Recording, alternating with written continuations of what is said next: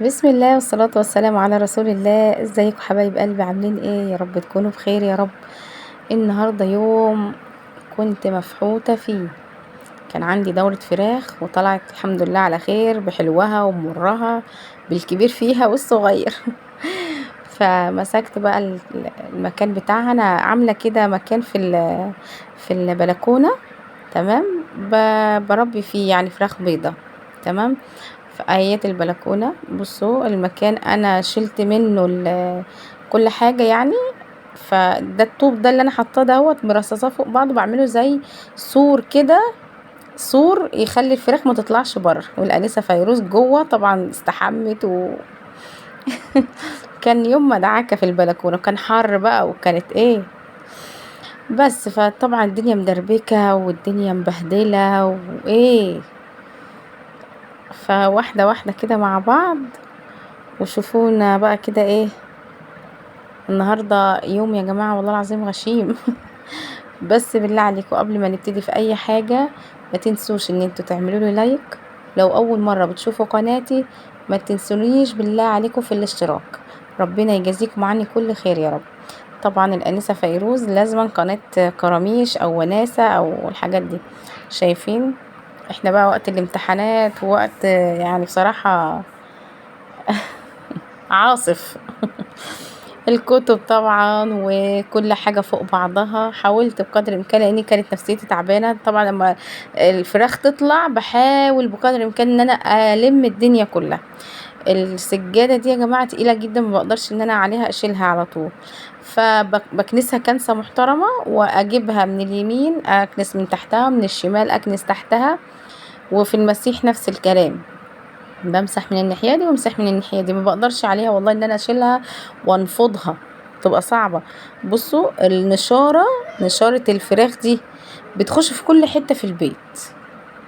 والله العظيم بجد النشاره، النشاره دي بتخش في كل حته. يعني بصي، تبقى تحت الترابيزه دي، تبقى تحت الكومودينو. طب ايه اللي وصلها للكومودينو؟ مش عارفين، مش عارفين. اديني كنست كله وبمسح. وفي الاخر كل الكنسه بكل ده بنزله كده من المزراب اللي هو بتاع الميه ده، اللي بينزل كده من البلكونه. اللهم صل وسلم وبارك على سيدنا محمد وعلى اله وصحبه اجمعين.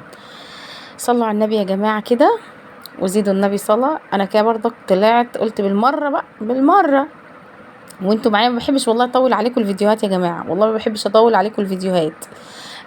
قلت بقى امسك الصلاه بالمره. الصلاة عايزة برضك ترويقة وتنفيضة وحاجة كده، الصلاة على النبي برضه. بس مش هشيل السجاد، مش هشيل حاجة يعني، مش هشيل السجادة من مكانها. انا بنفض الانتريه وبكنس السجادة كويس جدا، وبمسح كل الحتت اللي باينة ديت بتتمسح، والنيش بيتمسح، كل حاجة بتتمسح. لكن ما بشيلش من مكانها، لاني ما كل ده بيتعبني بصراحة. يعني لما بشيل السجاد كله مرة واحدة بيتعبني. هو اغلبيته متشال لان هو سهل عندي، يعني اللهم لك الحمد سهل.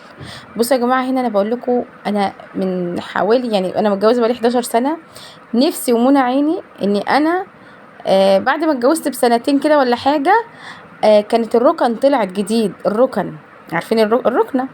فكان نفسي قوي ان انا اعمل ركنة. فبقول لكم انا نفسي اعمل ايه، يعني اشيل الانتريه خالص، تمام، والنيش، واعمل ركنه داير هنا كده. الله، ده اللي انا نفسي فيه على طول بقوله لجوزي يعني. واعمل ركنه داير واحط شاشه، اللي هي الشاشه الكبيره ديت، مكان النيش كده. وهتبقى الصاله واسعه. انا عندي الصاله واسعه جدا، بس النيش والانتريه دول يعني بلعنها. بس طبعا هناك بقى نفضت، بس ما جبتش الحته دي بصراحه. يعني كنست وظبطت الدنيا وجيت طبعا بقى للبلكونه. هنا البلكونه بقى ايه، كنت كنست وكل بقى الكنسة جبتها في البلكونة كده، ومسحت. طبعا بقى بحط صابون، كلور، معطر، اي حاجات بقى عندك تظبط بقى الدنيا كده وتعقمي. طبعا الحيطة كلها بتتغسل.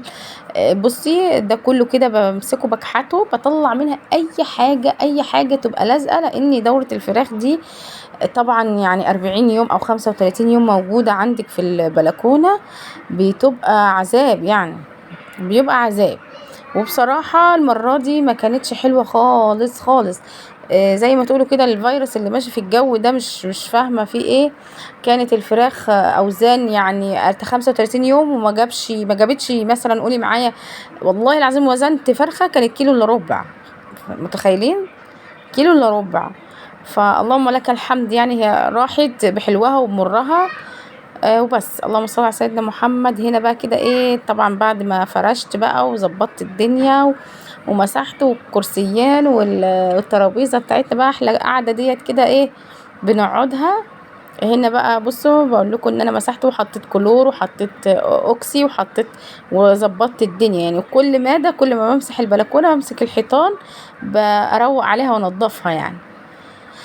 بس اللهم صل وسلم وزد وبارك على حبيبنا محمد صلى الله عليه وسلم. بصوا بقى هنا كده كرسيين والترابيزه دي كده بنقعد بالليل، بتبقى قاعده رايقه يعني كده بس بالليل خالص، عشان في شويه اولاد كده بيبقوا تحت في الشارع عاملين هيصه وزنبليط، احنا بنستحملش بصراحه الصوت العالي ده. بس لو وصلتي بقى لحد هنا ما تنسينيش بالله عليكي في اللايك والاشتراك، وربنا يجازيكم عني كل خير يا رب. والسلام عليكم ورحمة الله وبركاته.